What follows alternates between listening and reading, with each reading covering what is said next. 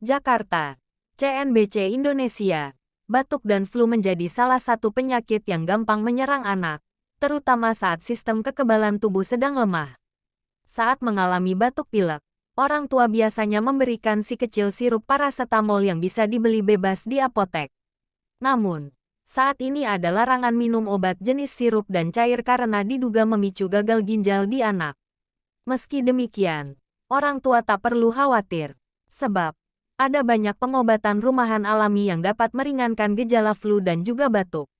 Berikut adalah ramuan alami yang bisa bantu redakan batuk pilek. 1.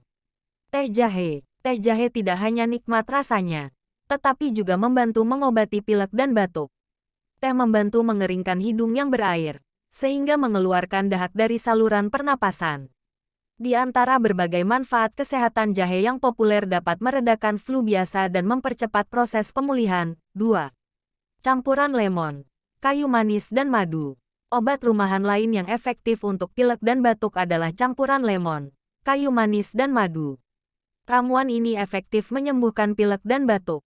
Dalam setengah sendok madu, tambahkan beberapa tetes lemon dan sejumput kayu manis. Minum ini 2 kali sehari untuk menyembuhkan pilek dan batuk. 3.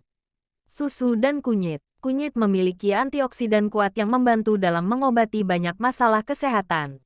Kunyit yang dicampur dengan susu hangat adalah cara yang terkenal dan efektif untuk melawan pilek dan batuk. Minum segelas susu kunyit hangat sebelum tidur membantu pemulihan lebih cepat dari pilek dan batuk. 4. Madu, air jeruk nipis dan air hangat. Ini adalah minuman yang cocok untuk meningkatkan pencernaan dan sistem sirkulasi. Menambahkan madu ke air jeruk nipis adalah salah satu cara efektif dalam mengendalikan pilek dan batuk. 5. Berkumur dengan air garam. Ini adalah terapi kuno yang efektif mengobati batuk, pilek, hingga sakit tenggorokan.